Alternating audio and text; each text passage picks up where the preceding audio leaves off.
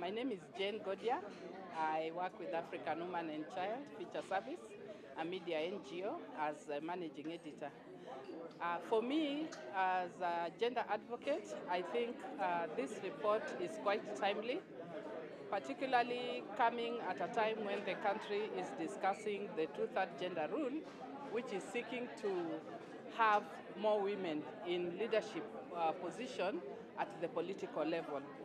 And I think the issues the report has raised, particularly the fact that there are less women's voices in political issues, makes it more important and then asks us as media, is it possible then for us to determine the cause for gender sensitivity and for gender equality?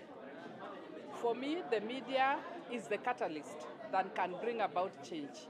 And if things are not right in the media, then things will not be right in the country.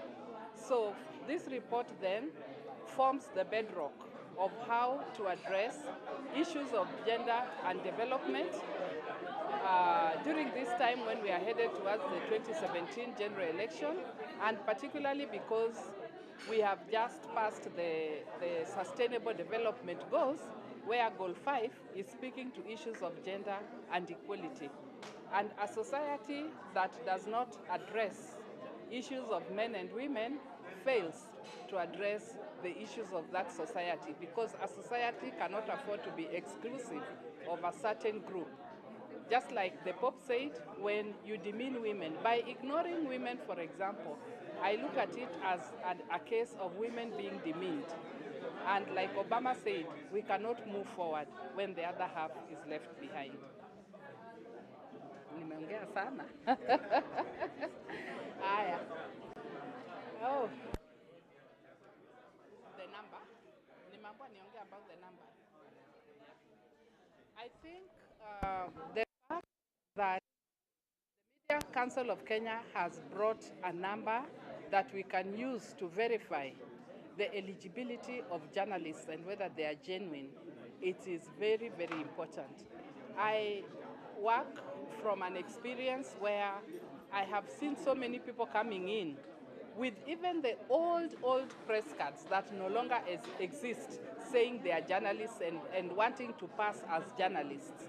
And usually you find that these are people who have come to steal laptops, to steal phones, and maybe just to eat and earn a per diem.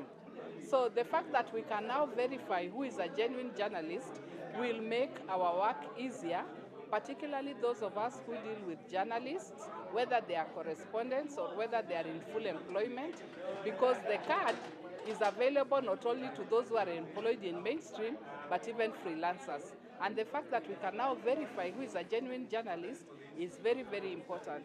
And why this is also important is for me because I've seen that even when I'm traveling out of the country, in some transit airports, you say you are a journalist, they ask you to give them your press card.